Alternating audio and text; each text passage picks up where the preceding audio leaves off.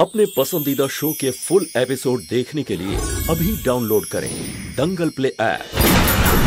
Crime alert, डरना नहीं मिटाना है।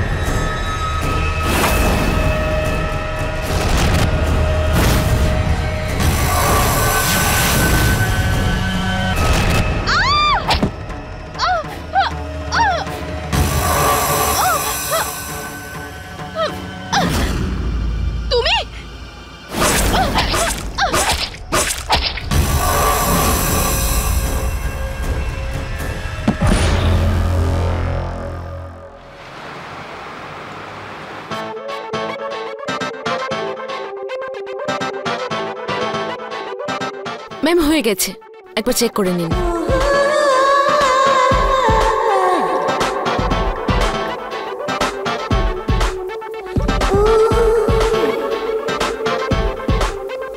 নাইস, ভালো কাজ করো তো তুমি। ম্যাম আপনি এত সুন্দর, বিনা মেকআপেও আপনাকে খুব সুন্দর দেখায়। ঠিক আছে, এই নাও। 500 টাকা হয়েছে, আমার কাছে তো খুচরো নেই। চেঞ্জ ফেরত দিতে হবে না, রেখে দাও। Thank you.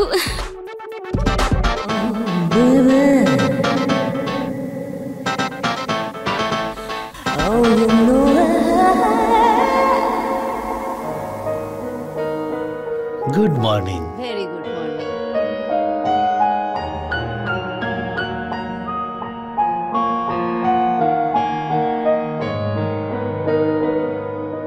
আরে কোথায় যাচ্ছিস রে বাবা?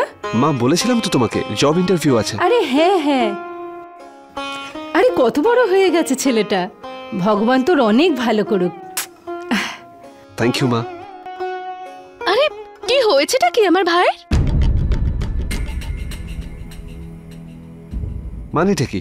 ও কাম অন, কি একটা নরমাল শার্ট পরেছিস, একটা সিম্পল প্যান্ট পরেছিস, ছেঁড়া পুরনো একটা ব্যাগ। তুই আমার ভাই, যেরকম ট্রেন করেছিস সেরকম থাকতে পারিস না? যা, যে শার্টটা আমি তোকে গিফট করেছি সেটা পরে আয়।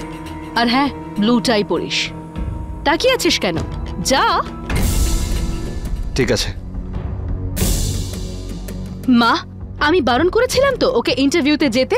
আরে না, থাক না, যেতে দে না ওকে, ওর ইচ্ছে যখন। এসব কি ইচ্ছের কথা বলছো মা তুমি? কেন চাকরি করতে চায় ও? আমাদের সুগার মিল আছে, আমার সাথে কাজ করলে কিছু না কিছু ঠিক শিখে ফেলবে। অন্য কারোর কাছে কাজের লোকের মতো কাজ করার কোনো প্রয়োজন নেই আমার ভাইয়ের। আমাদের কি টাকার অভাব আছে নাকি? দেখ মা, রোশন এখন নিজের পায়ে দাঁড়াতে চাইছে, ও নিজে টাকা উপার্জন করতে চাইছে। যদি রোশন নিজে কিছু করতে চায় তাতে অসুবিধে কোথায়? মা, আমি এই সব বিষয় নিয়ে একদম কথা বলতে চাই না। সব কিছু আছে আমাদের কাছে, সেগুলো আমাদের ব্যবহার করা উচিত। ইনফ্যাক্ট তোমার তো প্রাউড ফিল করার কথা।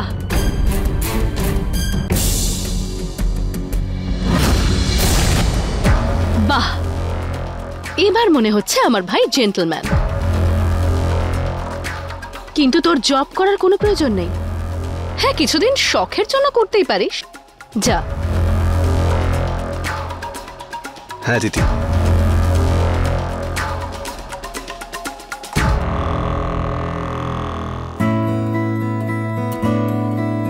নমস্কার আন্টি, কেমন আছেন? ভালো থাকো সমীর বাবা, কেমন আছো? আমি ভালো আছি আন্টি। ওই নিধি ফোন তুলছে না, তাই দেখা করতে চলে এলাম। এসব কি হচ্ছে? মায়ের সামনে এসব কথা বলার প্রয়োজন আছে? তোমার পেটে কোনো কথা থাকে না, তাই না? আরে নিধি, তোমরা তো অনেক দূর সম্পর্কের ভাই বোন, কিন্তু ঝগড়া করে একদম নিজের ভাই বোনের মতো। আরে রে আন্টি, এগুলো কি বলছেন আপনি? আপনি তো নিজেই আমার মায়ের দুঃসম্পর্কের বোন, আর এত দূরের সম্পর্কটাকে ভাই বোন বলা যায় না। নিধি তো আমার খুব ভালো বন্ধু। আচ্ছা ঠিক আছে, তোমরা দুই বন্ধু বসে কথা বলো, ঝগড়া করো, আমি আসছি।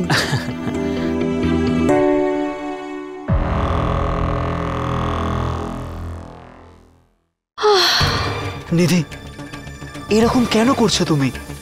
কেন কথা বলো না আমার সাথে? আমার ফোন কেন তোলো না তুমি? কেন নিধি? দেখো নিধি, যদি তুমি এটাই ভাবো, এটা কখনোই হবে না। আমাদের দুজনের মধ্যে যা কিছু আছে এগুলো কখনোই শেষ হতে পারে না নিধি। কি কি বললে? শেষ হতে পারে না মানে? আমাদের মধ্যে আবার কিছু ছিল নাকি? হ্যাঁ হ্যাঁ, তুমি আমাকে ওই দিন বার্থডে পার্টিতে বলেছিলে যে তুমি আমাকে পছন্দ করো, আমার সাথে সময় কাটাতে তোমার ভালো লাগে, আর আমরা দুজন তো একসাথে সময় কাটাতাম, তাই না? তারপর আচমকা কি হয়ে গেল নিধি? কেন? দেখো নিধি, তুমি জানো যে আমরা অনেক দূরের সম্পর্কের ভাই বোন, আমাদের বিয়ে হতে পারে নিধি। ওঠো ওঠো সমীর, এখন তুমি এখান থেকে যাও। ভবিষ্যতে আমার সাথে কন্ট্যাক্ট করবে না। তোমার এসব বাজে কথা শোনার মতন সময় আমার কাছে নেই। আমাকে ফ্যাক্টরি যেতে হবে, আমার দেরি হয়ে যাচ্ছে, বুঝেছো? আর হ্যাঁ, এই বাড়িতে আর আসবে না।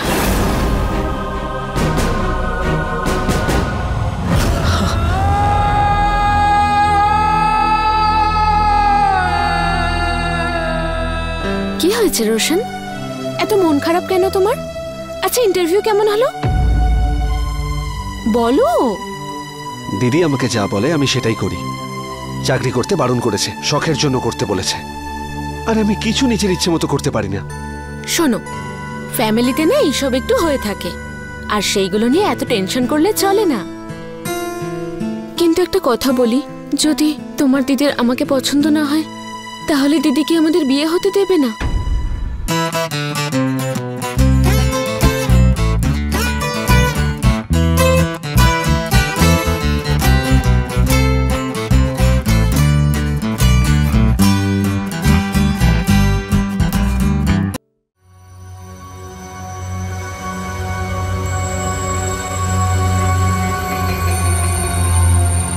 আয় বাবা, কেমন হলো তোর ইন্টারভিউ?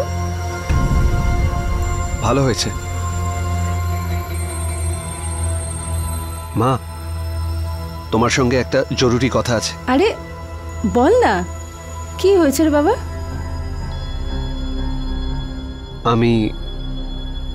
আমি বিয়ে করতে চাই।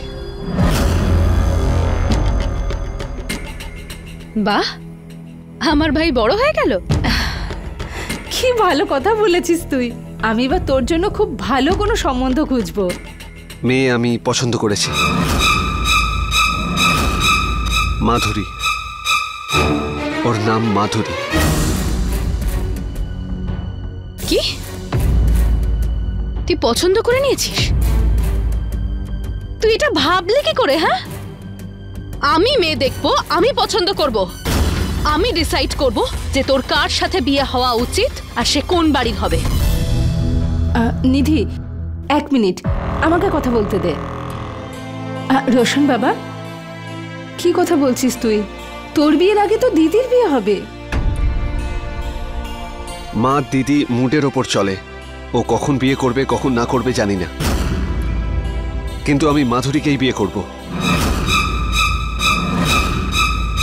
আর আজ পর্যন্ত আমি তোমার সব কথা শুনেছি, কিন্তু এটা মানতে পারবো না।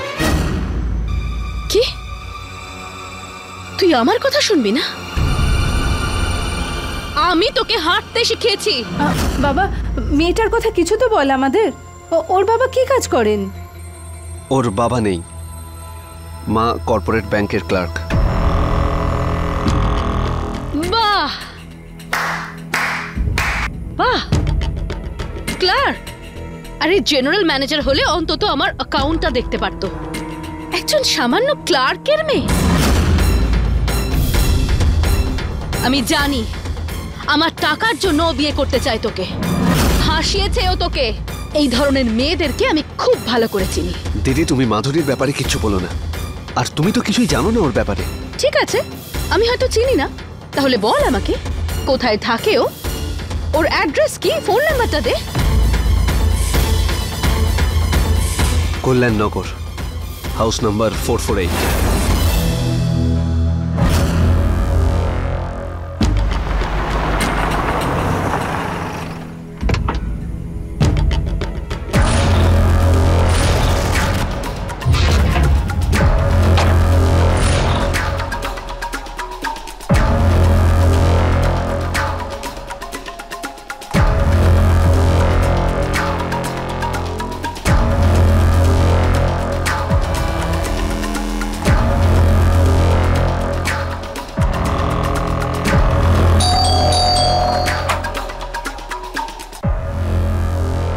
দিদি তুমি? তোমার নাম বুঝি মাধুরী? আমাকে চেনো? হ্যাঁ, রোশনের ফোনে তোমার ছবি দেখেছি। তুমি ওর দিদি তো? ভিতরে এসো।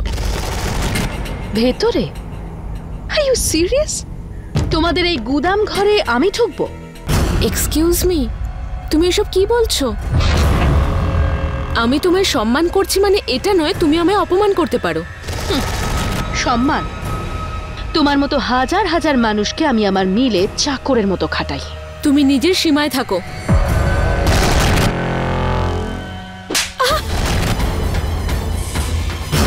এটা কি হচ্ছে মাধুরী?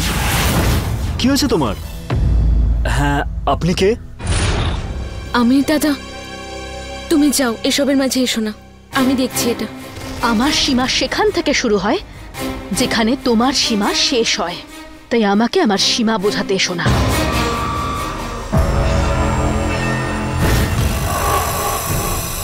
হ্যালো, ও আমার বোন, আর আপনি আমাদের দরজার সামনে দাঁড়িয়ে আছেন, বুঝেছেন? তাহলে বোঝাও নিজের বোনকে আমার বাড়িতে ঢোকার চেষ্টা যেন না করে, কারণ এটা কোনোদিনও সম্ভব নয়। আমার ভাইয়ের থেকে দূরে থাকো, অনেকটা দূরে। Got it?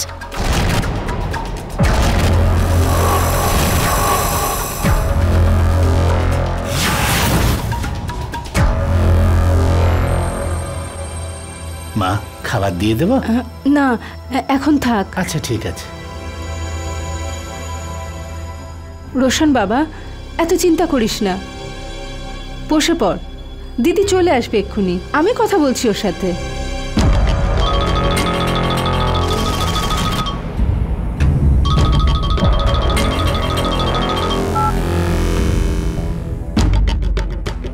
ভাই, তোর জন্য ঘড়ি কিনে নিয়ে এসেছি, তোকে খুব ভালো লাগবে পড়লে। তুমি ওকে চড় মেরেছো কেন? আমার ইচ্ছে। তুমি খুব জেদি না? এবার আমার যে দেখো, বিয়েটা আমি ওকেই করব, তার জন্য এই বাড়ি ছাড়তেও আমি রাজি। নিধি, তুই কি করলি এটা? আচ্ছা, তাহলে ওই অসভ্য মেয়েটা তোকে ফোন করে সবকিছু বলেছে। ভবিষ্যতে যদি বাড়ি ছেড়ে যাওয়ার কথা আর কোনোদিন বলেছিস তাহলে মেরে ফেলবো আমি তোকে। আরে তুই ভাই হোস আমার, বড় বড় বাড়ির মেয়েদের লাইন লাগিয়ে দেবো আমি তোর জন্য, কিন্তু এই ছোট লোক বাড়ির মেয়েটাকে। চুপ কর তোরা দুজন। যাই হোক না কেন, বিয়ে আমি মাধুরীকেই করব।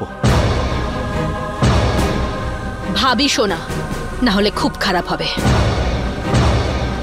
আমি ক্লান্ত হয়ে পড়েছি তোমার হুকুম শুনতে শুনতে। তুমি আমার বাবা নও। এবার দেখো আমি কি করি। তোমরা সারা জীবন পস্তাবে। রোশন, রোশন, আমার কথা শোন। রোশন বাবা, আমার কথা শোন।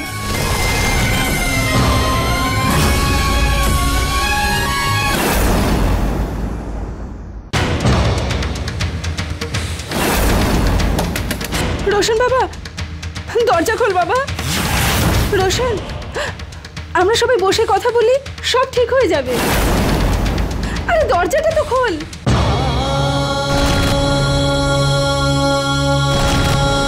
শুনুন মা, আপনি সরে যান, আমি দেখছি ছোটবাবু কোনো খারাপ কাজ না করে ফেলেন।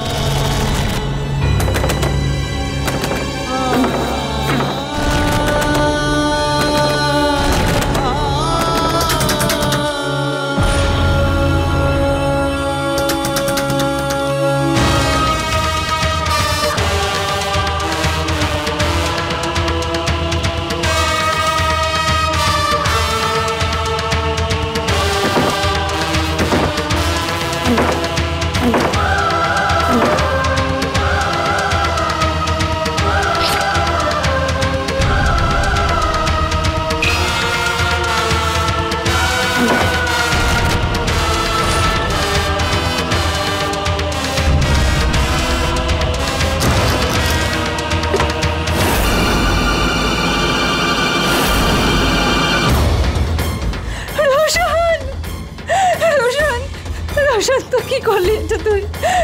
আমার ছেলেটার কি হয়ে গেল? বিনোদ তাড়াতাড়ি করো, ওকে হসপিটালে নিয়ে যাব। আমার ছেলের কিচ্ছু হবে না। চোখ খোল বাবা, কিচ্ছু হবে না, কিচ্ছু হবে না ছেলে, তাড়াতাড়ি করো। কিচ্ছু হবে না, কিচ্ছু হবে না তোর, আমি তোর কিচ্ছু হতে দেবো না বাবা। দেখ কি করলি তুই, আমি আমার ছেলের কিচ্ছু হতে দেবো না। তাড়াতাড়ি চলো, আমি আমার ছেলের কিচ্ছু হতে দেবো না, কিচ্ছু হবে না ওর। এই সব ওই অসভ্য মেয়েটার জন্য হচ্ছে। শুধুমাত্র ওর জন্য আমার ভাই আজ আত্মহত্যা করতে গেছিল। যদি ওই মেয়েটাই বাড়িতে আসে তাহলে আমি ওকে মেরে ফেলবো।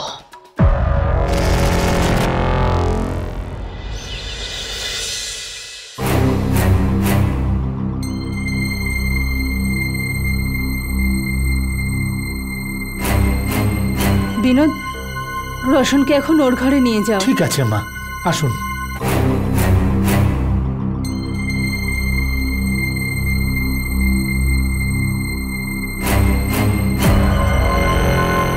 নিধি, আমি একটা সিদ্ধান্ত নিয়েছি। আমি রোশনের বিয়ে মাধুরীর সাথেই দেব। আমার কাছে আমার সন্তানের জীবন থেকে বড় কিছু না।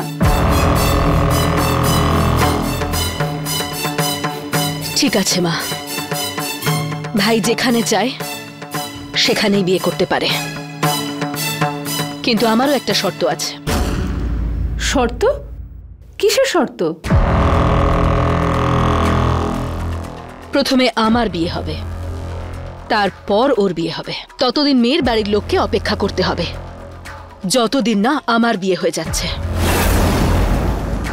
তুই এইসব এই জন্য করছিস না যাতে রোশনের বিয়েটা না হয়? মা, তোমার যেটা ভাবতে ইচ্ছে করে তুমি ভাবতে পারো।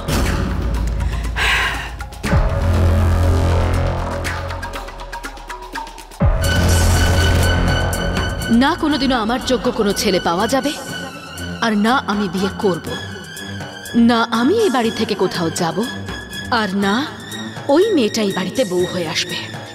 আর যদি এই মেয়েটা পিছিয়ে না যায় তাহলে আমি ওকে প্রাণে মেরে ফেলবো।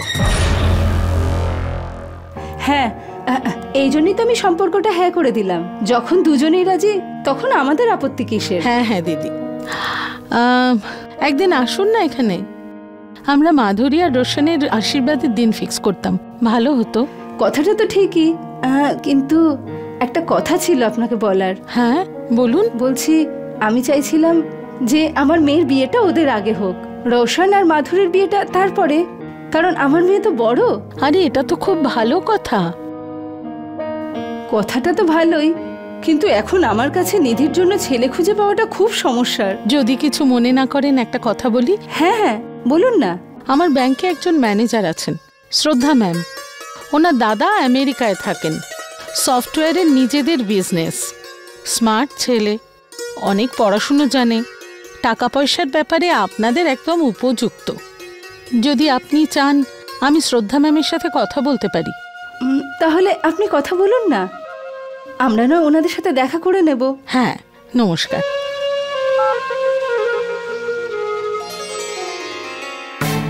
কোথা থেকে পাবো এত টাকা? এ তো 1000 টাকা নয়, লাখ টাকার ব্যাপার। আর তুমি ওই বাড়ি কেনার কথাটা ভুলে গেলে ভালো হয়। আরে টাকার জন্য আমি কি চুরি ডাকাতি করব? আচ্ছা রাখো, মা আসছে, আমি পরে কথা বলছি।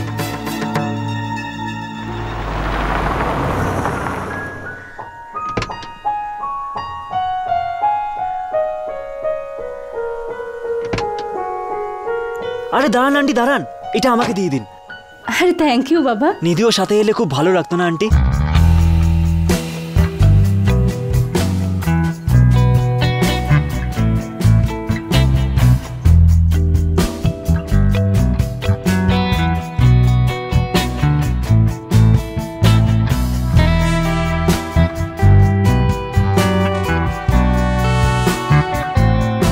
সারপ্রাইজ! আচ্ছা, দিদি কি তাহলে মেনে নিয়েছে? আরে না রে বাবা, আজকে মতো তুমি ওকে ভুলে যাও। তুমি জানো আমার মা তোমার জন্য আর দিদির জন্য শপিং করেছে, পুরো 30 লক্ষ টাকার গয়না কিনেছে। What? 30 lakh? Oh my god, আমার জন্য? হ্যাঁ, তোমার জন্য আর দিদির জন্য পুরো 30 লক্ষ টাকার। হ্যাঁ, আপনি? ওই ওই নিধি ম্যাম ম্যানিকিউর পেডিকিউরের জন্য বলেছিলেন। ও হ্যাঁ, আসুন আসুন, আমি তোমার সঙ্গে পরে কথা বলছি। প্লিজ কাম।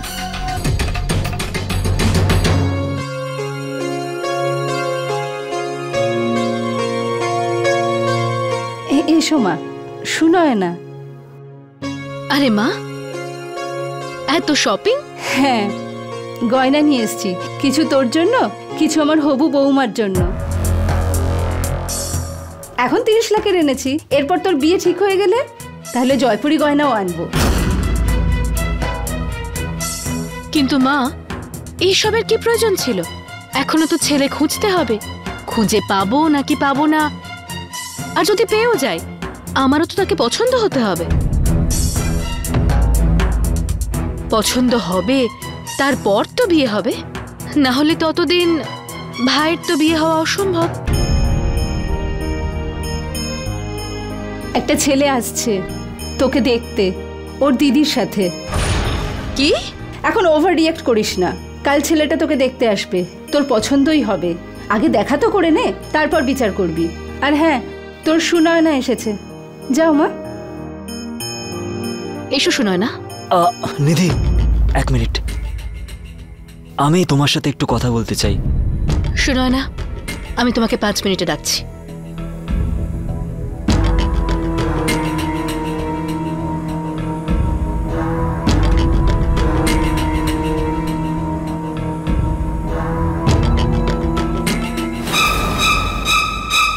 কি হয়েছে?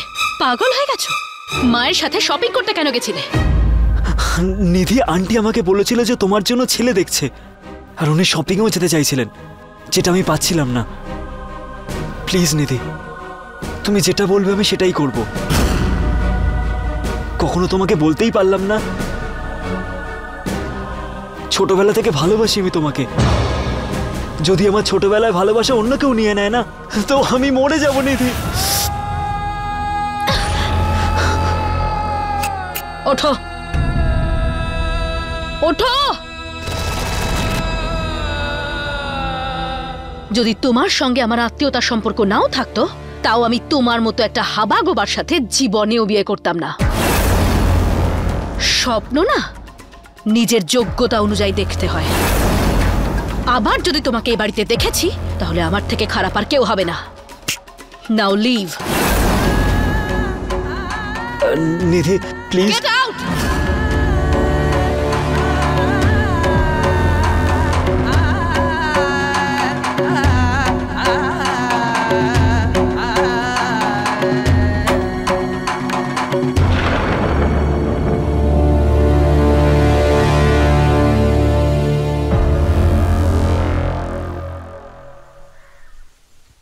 বাবা, তুমি আমেরিকায় কি কাজ করো?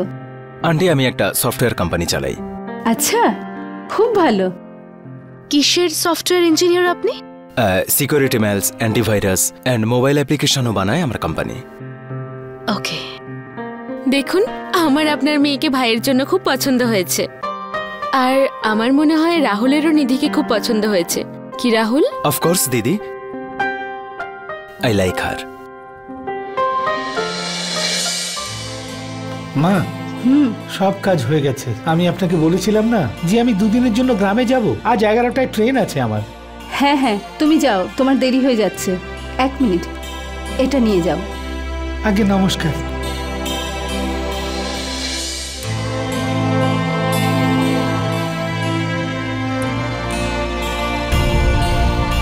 আমার রাহুলকে খুব ভালো লেগেছে, তোর ভালো লেগেছে তো?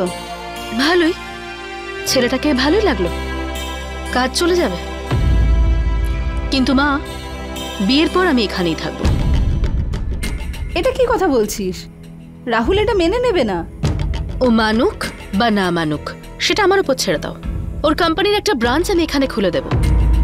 তুমি শুধু এইটুকু বলো, তুমি রাজি কিনা। মা, যতদিন দিদি এখানে থাকবে ততদিন আমরা খুশি হতে পারবো না। তাহলে ঠিক আছে, ওকে নিয়ে আসিস না বিয়ে করে। ঠিক আছে, আমি চলে যাচ্ছি। তুমি শুধু বিজনেস থেকে আমার ভাগটা দিয়ে দাও। কি বললি তুই? ভাগ চাস? মাথা খারাপ হয়ে গেছে তোর? কোনোদিনও ফ্যাক্টরি গেছিস? কোনোদিনও 2 টাকা রোজগার করেছিস? ভাগ চাই নাকি? ইউজলেস। আরে যা কিছু আছে তোদের দুজনেরই, এইভাবে ঝগড়া করিস না। আমাকে না সবকিছু লিখে দিতে হবে। আমার আজকাল দিদির মেন্টালিটি ঠিক লাগছে না, কারণ ও সবকিছু করতে পারে। এ বাড়িতে যা কিছু দেখছিস আমি কষ্ট করে রোজগার করেছি। ভাগ চাই তোর? এই সব কিছু ওই মেয়েটা তোর মাথায় ঢোকাচ্ছে। নিধি, এসব তুই কি বলছিস? যেটা আমার সেটা আমি নিয়েই ছাড়বো। তুমি কিচ্ছু করতে পারবে না। এতদিন ধরে তুমি আমাকে ডমিনেট করেছো না, এবার কিচ্ছু করতে পারবে না। রোশন, কোথায় যাচ্ছিস? পাগল হয়ে গেলি নাকি? মা, যেতে দাও ওকে। এখন যাবে, সকালে ঠিক ফিরে চলে আসবে।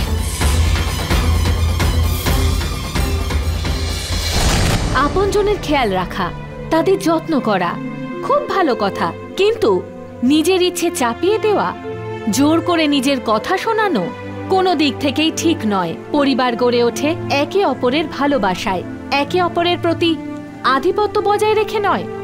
নমস্কার, আমি সুধা চন্দ্রন, আর ক্রাইম অ্যালার্টের আজকের এই এপিসোডে আপনাদের স্বাগত জানাই। নিধি নিজের ভাই রওশনের জন্য সবকিছু নিজে ঠিক করত, আর ওর অতিরিক্ত স্নেহ ধীরে ধীরে চাপিয়ে দেওয়ার একটা মাত্রায় পরিণত হলো। কিন্তু নিধি যে নিজের কথা অনুযায়ী চলা ছাড়া আর কারোর কথাই শুনতো না, সে এত সহজে বিয়ের জন্য রাজি কি করে হয়ে গেল? ওর মাথায় ঠিক কি চলছিল? এমন কি কোনো ঘটনা ঘটতে চলেছিল? আর এই পারিবারিক দ্বন্দ্বের পরিণামই বা কি হবে? এই সম্পূর্ণ বিষয়টা আসুন দেখা যাক।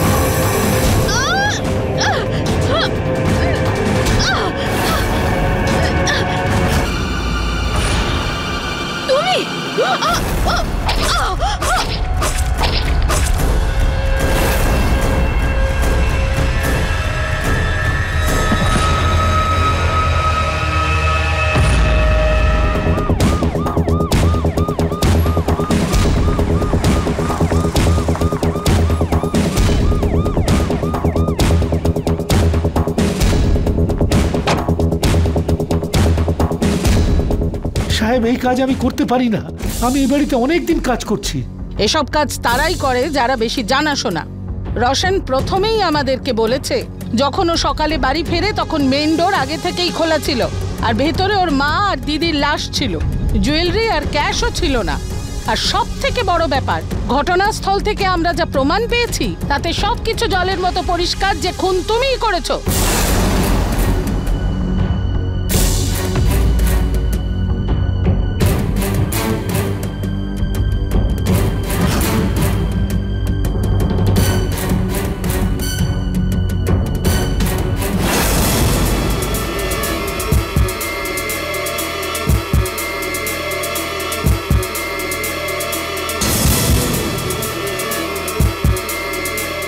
আমার মনে হচ্ছে যে খুনি ওখান থেকে এসেছিল,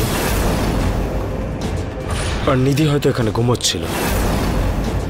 এখানেই খুনি নিধিকে মারার চেষ্টা করে, কিন্তু ইন বিটুইন নিধি ঘুম থেকে জেগে যায়, আর দুজনের মধ্যে হাতাহাতি হয়। এখানে নিধি প্রাণ বাঁচিয়ে দৌড়তে দৌড়তে এখানে এসে ওর প্রাণ ত্যাগ করে, কিন্তু নিধি মারা যাওয়ার ঠিক আগে খুনির নামটা এখানে লিখে যায়।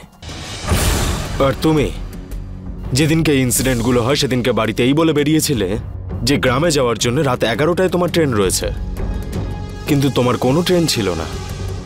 মিথ্যা কথা বলেছিলে তুমি। তুমি ফিরে এসে ওদের দরজা খুলেছিলে, আর তুমি নিধি আর ওর মা নির্মলাকে খুন করলে, আর সব গয়নাগাটি ক্যাশ নিয়ে এখান থেকে পালিয়ে গেলে। কিন্তু এখানে একটা ভুল তুমি করেছো।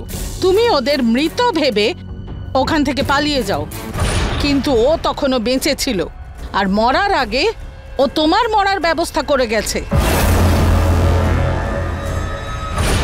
বলো, তুমি মেরেছো তো ওদেরকে? আমি কাউকে মারিনি ম্যাডাম। আচ্ছা, তুমি কাউকে খুন করোনি? তাহলে এখানে 9টাতে কি করছো তুমি? ওই দিন রাত 11টার সময় তো তোমার ট্রেন ছিল, তাই না? এখন তো তোমায় তোমার গ্রামে থাকা উচিত। সাহেব, এই আমার ট্রেনের টিকিট। আমি স্টেশনে পৌঁছে দেখলাম ট্রেন চলে গেছে। তখন আমি খুড়তুতো ভাইয়ের কাছে চলে গেলাম। আমি জানতাম না সাহেব রাত্রে এত কিছু হয়ে যাবে। সাহেব, আমার কথা বিশ্বাস করুন, আমি কিচ্ছু জানি না, আমি সত্যি কথা বলছি। স্যার, নিধির যে ডায়েরি পাওয়া গেছে ওর হ্যান্ডরাইটিং ম্যাচিং এর রেজাল্ট এসে গেছে। তাহলে কি রেজাল্ট? নিধির হ্যান্ডরাইটিং কি না? না ম্যাডাম, নিধি লেখেনি, অন্য কেউ লিখেছে। দেখলেন তো সাহেব, আমি সত্যি বলছিলাম যে এই মারুক আমাকে ফাঁসাতে চাইছে। সবচেয়ে বেশি দুঃখ তো আমার হয়েছে মা মরে যাওয়ার জন্য। আচ্ছা, নিধি যা মারা গেছে তার জন্য দুঃখ হচ্ছে না? হ্যাঁ, দুঃখ হয়েছে সাহেব। ভগবানের আশীর্বাদ যে ছোটবাবু বেঁচে গেছে। আচ্ছা, রশন বাঁচলো কি করে? স্যার, আমরা যখন রশনকে জিজ্ঞাসাবাদ করি তখন ও আমাদের বিশেষ কিছু বলেনি। ও শুধু এটাই বলেছিল ও রাগ করে বেরিয়ে গিয়েছিল। হ্যাঁ, তবে ও আমাদের এটা কিন্তু বলেনি যে ও রাগ করে কেন বাড়ি থেকে চলে গেছিল। ওর পরিবারে চলছিলটা কি বলো? সাহেব, ছোটবাবু মাধুরী নামের একটা মেয়েকে বিয়ে করতে চাইছিল, কিন্তু নিধি ম্যাম সেটা কিছুতেই হতে দিচ্ছিল না। আসল ঘটনা সাহেব, নিধি ম্যাম যা চাইতো বাড়িতে তাই হতো। এই জন্য ছোটবাবু খুব রেগেছিলেন। ভবিষ্যতে যদি বাড়ি ছেড়ে যাওয়ার কথা আর কোনোদিন বলেছিস তাহলে মেরে ফেলবো আমি তোকে। তুমি যেতে পারো এখন। আর হ্যাঁ, শহর ছেড়ে যাবে না, তোমায় আবার ডাকা হবে। আজ্ঞে ম্যাডাম। মনে হচ্ছে রোহনের সাথে কথা বলার সময় এসে গেছে। কাল তো শখে ছিল, আশা করি ও আজকে নিশ্চয়ই কিছু বলতে পারবে।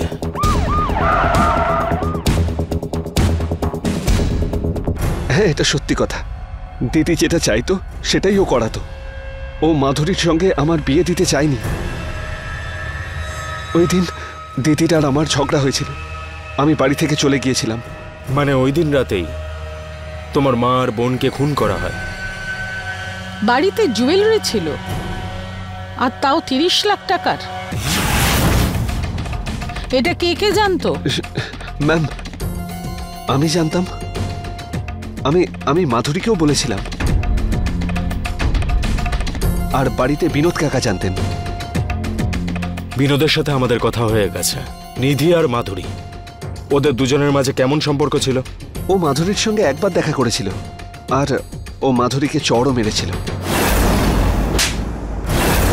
কিন্তু আমি মাধুরীকে ফোন করে ওর রাগ কমিয়ে দিয়েছিলাম। আপনি রাগ করে বাড়ি থেকে বেরিয়ে কোথায় গিয়েছিলেন? আপনারা আমাকে সন্দেহ করছেন? আগে হ্যাঁ, সন্দেহ করার যথেষ্ট কারণ আছে। আপনি সোজাসুজি জবাব দিন। আমি হোটেল দীপায়নে ছিলাম, রুম নাম্বার 607-এ। আপনারা জেনে নিন। আর হ্যাঁ, ওখানকার সিসিটিভি ফুটেজও পেয়ে যাবেন। আমাদেরকে আমাদের কাজ শেখানোর প্রয়োজন নেই মিস্টার রোহন। এই কেসটাকে আমাদের যে করেই হোক সলভ করতে হবে, আর যাকেই আমাদের সন্দেহ হবে তাকেই আমরা ইনভেস্টিগেট করব। আর আপাতত আপনি এই শহর থেকে বাইরে যেতে পারবেন না। চলো যাওয়া যাক।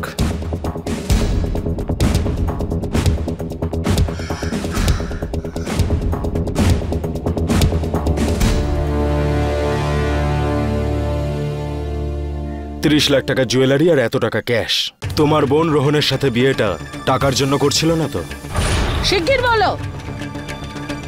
টাকার জন্য বিয়ে করতে চাইনি আমি, ভালোবাসতাম আমি রোশনকে।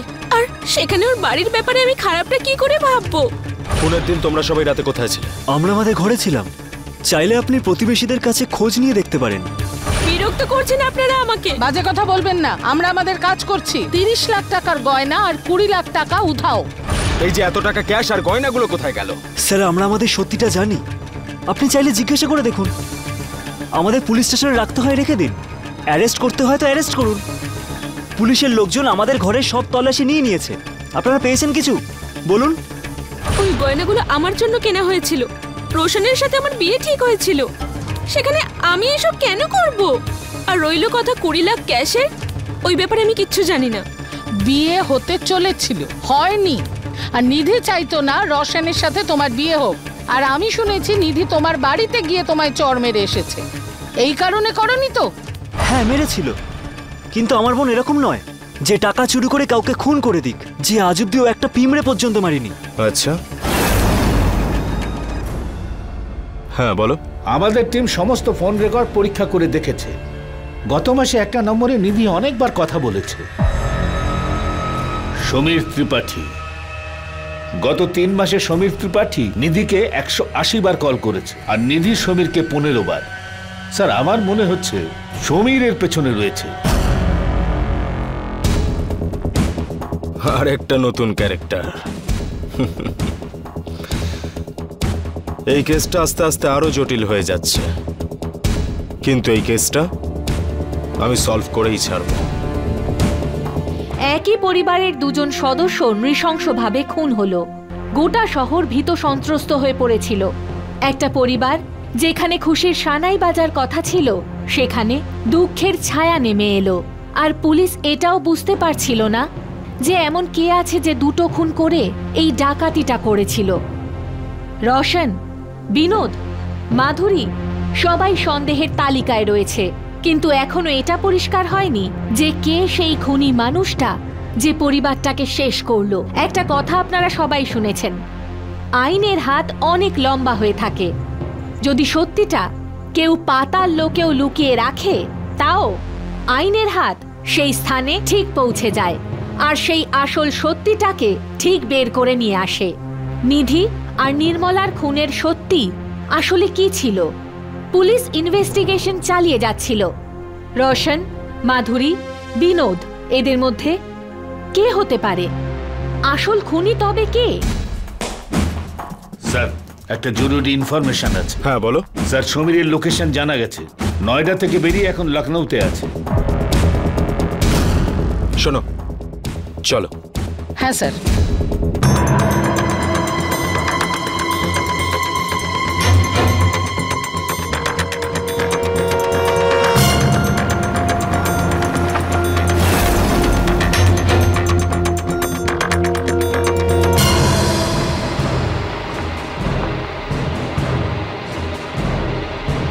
দাঁড়ান, গাড়ি থামান, গাড়ি থামান। গাড়ি চেক করতে হবে। কেন স্যার, কেন? দেখছেন না নাকা চেকিং চলছে? গাড়ি চেকিং হবে। আসুন, নেমে আসুন, নেমে আসুন, নেমে আসুন।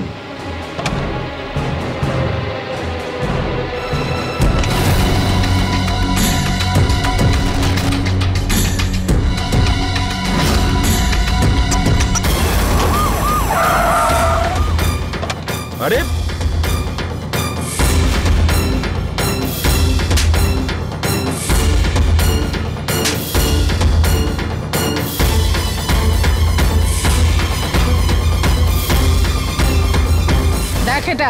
এটা সেই জুয়েলারি যেটা নিধির মা ওর জন্য কিনেছিল। টাকার লোভে মা মেয়ে দুজনকেই মেরে দিলি। আরে কতটা নৃশংস তুই ভাবতে পারছিস?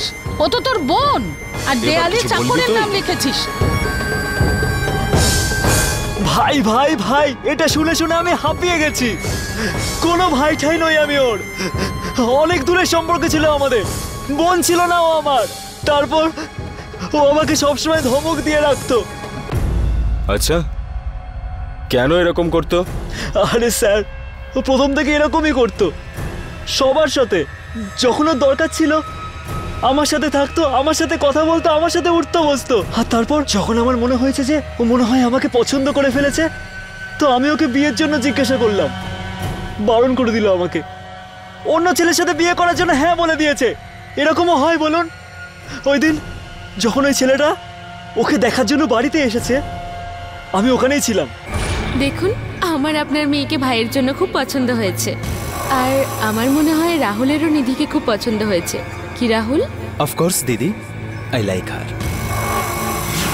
তারপরে রাত 9টার সময় আমি নিধির বাড়ির কাছে গেলাম, আর রাত ওই 10টার সময় আমি ঘরের চাকর বিনোদকে ঘর থেকে বেরোতে দেখলাম। বিনোদ চলে যাওয়ার 15-20 মিনিট পরে রসানো ঘর থেকে বেরিয়ে গেল। ওর ভাই অনেক রেগেছিল, খুব তাড়াতাড়ি বেরিয়ে গেল। আমি কিছুক্ষণ ওখানে দাঁড়িয়েছিলাম, অপেক্ষা করছিলাম। আমি জানতাম যে বাড়িতে আর কেউ নেই, নিধি আর ওর মা ছাড়া। আমি প্রায় 2 ঘন্টা দাঁড়িয়েছিলাম, আর তারপর আমি বাড়ির ভেতরে ঢুকলাম। ঘরের ডুপ্লিকেট চাবি আমি বানিয়ে রেখেছিলাম। তারপর নিধি আর নিধির মাকে তুই নৃশংসভাবে খুন করলি।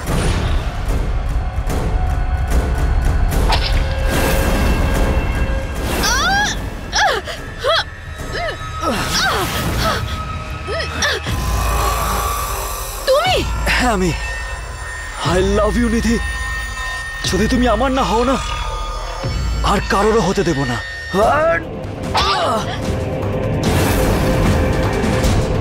আর দেয়ালে চাকরের নাম লিখেছিস যাতে পুলিশ ভুল পথে যায়। নিধি না হয় তোর মন ভেঙেছে, ওর মার কি দোষ ছিল? আরে মা মেয়ে দুজনেই একই রকম ছিল, দুজনেই। যদি তোমার সঙ্গে আমার আত্মীয়তার সম্পর্ক নাও থাকতো, তাও আমি তোমার মতো একটা হাবাগোবার সাথে জীবনেও বিয়ে করতাম না। নিধি প্লিজ গেট আউট।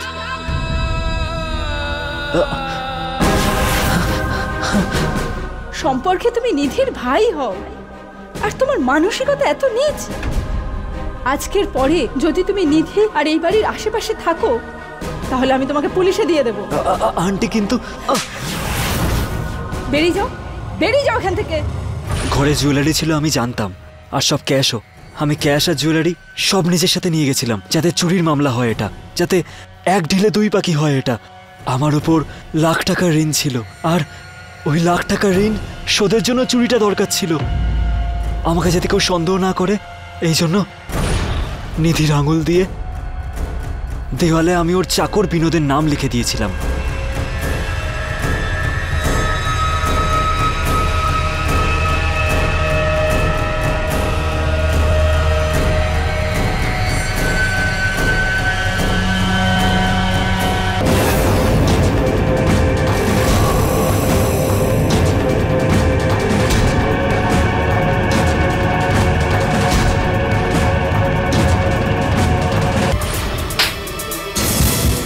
মানুষের মুখোশ পরে থাকা শয়তান তুই, ভয়ঙ্কর একটা শয়তান। এই সমাজে থাকার তোর কোনো অধিকার নেই। আদালত সমীরকে তার এই অমানবিক অপরাধের জন্য মৃত্যুদণ্ডের সাজা দিয়েছে। একটা পরিবার পারিবারিক অশান্তির মধ্যে দিয়ে যাচ্ছিল, তার এমন এক পরিণাম হতে পারে যেটা কেউ ভাবতে পর্যন্ত পারেনি। এটা সত্যি যে নিধি সম্পর্কের মর্ম বুঝতে পারেনি।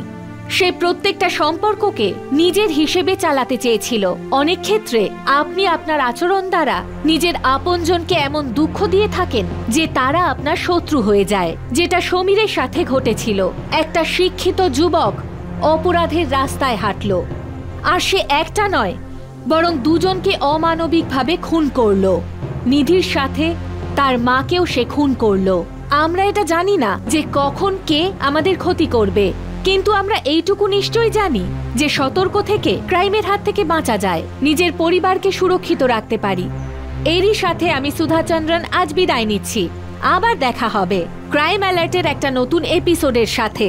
ততক্ষণ দেখতে থাকুন ক্রাইম অ্যালার্ট, অন্যায়ের বিরুদ্ধে সোচ্চার। फुल एपिसोड देखने के लिए अभी डाउनलोड करें दंगल प्ले ऐप।